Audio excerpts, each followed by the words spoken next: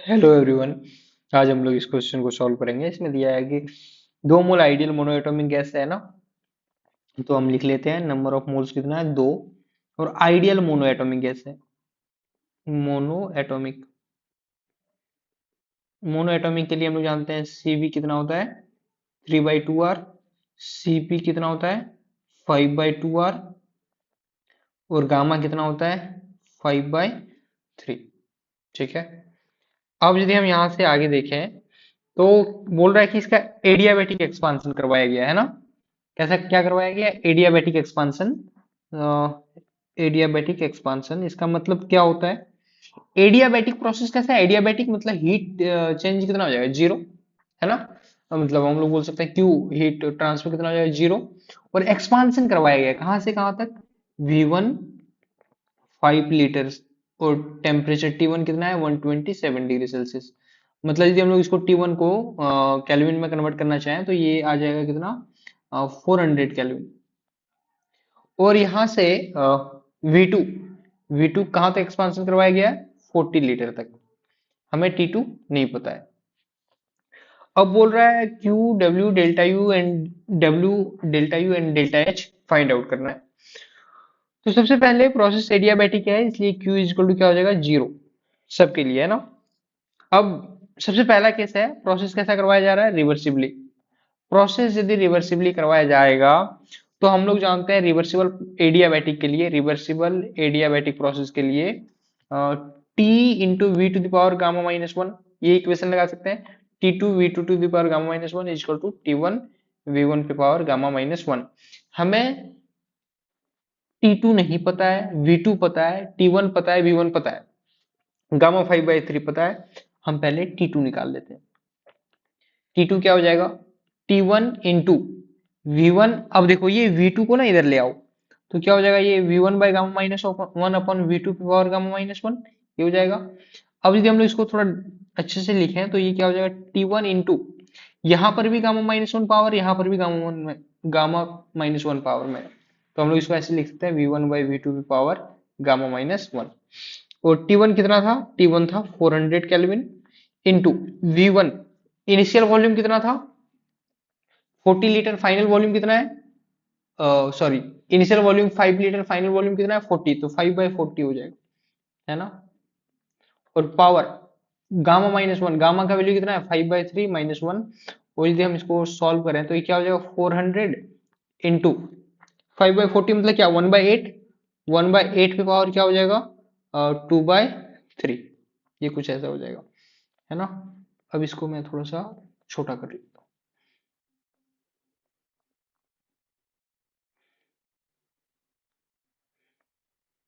हूँ, ये कुछ।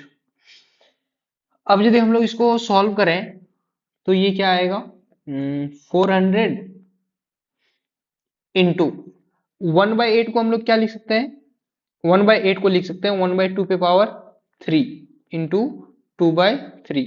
ये 3 से 3 कट जाएगा, क्या बचेगा 400 इंटू 1/4, है ना। 1/2 पे पावर 2 बच गया, तो ये 100 टाइम्स में कैंसिल हो जाएगा, तो ये कितना आ जाएगा, 100 केल्विन।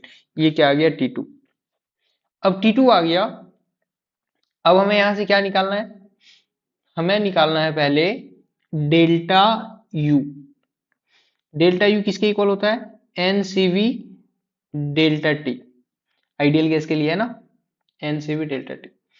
तो फिर नंबर ऑफ मोल्स कितना है इसमें, 2 मोल आइडियल गैस था। CV का वैल्यू कितना था, 3/2 r। R का वैल्यू कितना, 8.314 joule. Into delta T, delta T कितना हो जाएगा, डेल्टा टी मतलब T2 - T1। T2 कितना है, 100 केल्विन। और T1 कितना है, 400 केल्विन। तो डेल्टा टी ओवरऑल क्या हो जाएगा, -300 केल्विन, है ना। तो यदि हम लोग इसको अच्छे से सॉल्व करें फिर से, तो ये कितना आ जाएगा, ये 2 से 2 कैंसिल हो जाएगा।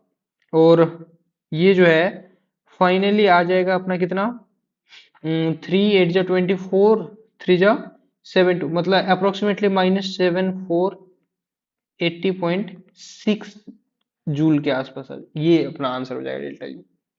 ये कौन सा केस है, जो प्रोसेस कैसा है अभी तक, रिवर्सिबल। अब मान लेते हैं कि हमें हमारा क्या आ गया, डेल्टा यू आ गया। फर्स्ट लॉ ऑफ थर्मोडायनेमिक्स से क्या आता है, delta U equal to Q plus W.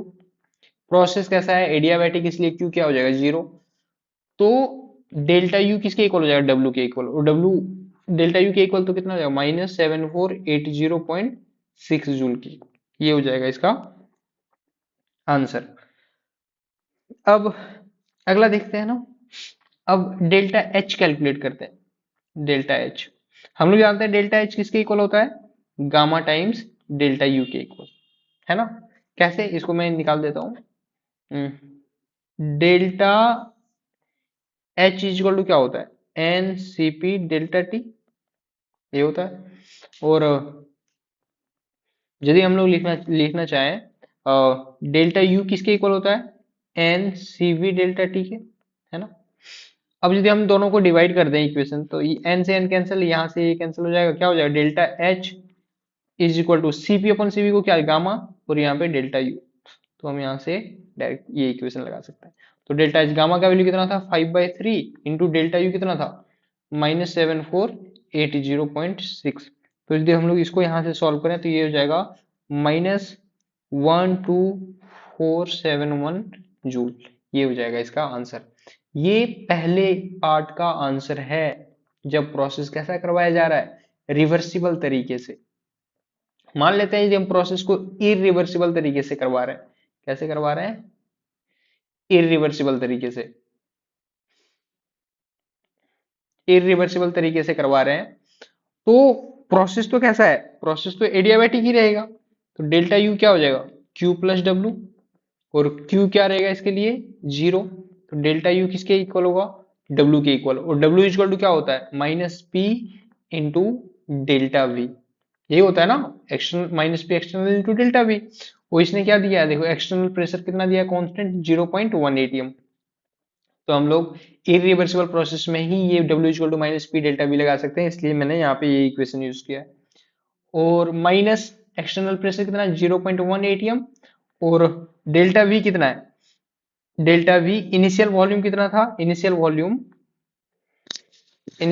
5 litre, और फाइनल वॉल्यूम कितना है, 40 लीटर। तो कितना आएगा, 35, है ना। तो 35 लीटर हो जाएगा। तो -3.5 atm लीटर, और हम लोग जानते हैं एक एटीएम लीटर 101.3 जूल के आसपास होता है, इसलिए यदि हम लोग इसको मल्टीप्लाई करें तो ये -354.5 जूल के आसपास आएगा। ये आ गया अपना डेल्टा यू। ऐसे हम, जैसे हमने पिछले केस में डेल्टा एच कैलकुलेट किया था, वैसे हम लोग यहाँ पे डेल्टा यू भी, सॉरी डेल्टा एच कैलकुलेट कर सकते हैं। डेल्टा एच किसके इक्वल होगा, गामा टाइम्स डेल्टा यू के इक्वल हो जाएगा। गामा कितना है, अभी हमने पीछे निकाल करके देखा था, कितना था, 5/3। तो 5/3 इंटू डेल्टा यू कितना, -354.5 इतना जूल के आसपास। तो यदि हम लोग इसको सॉल्व करें तो ये -590.92 जूल, ये आंसर आ जाएगा। अब अगला आता है थर्ड स्टेप, है ना। ये प्रोसेस कैसा करवाया जा रहा है, एज अ फ्री एक्सपांशन। एक बढ़िया क्वेश्चन है ये, है ना। तो थर्ड केस है फ्री एक्सपांशन।